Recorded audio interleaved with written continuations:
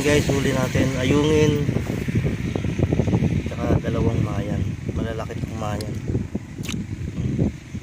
Ayungin guys, dali tayo ng ayungin.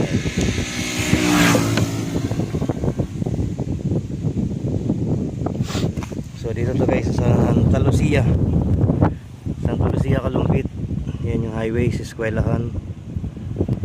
So ito yung spot natin. Yan yung kalawak. Isang rod lang ginamit ko kasi sunod-sunod yung kagat.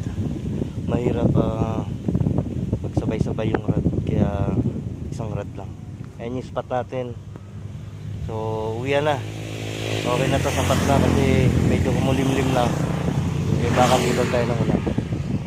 Kaya uwi na.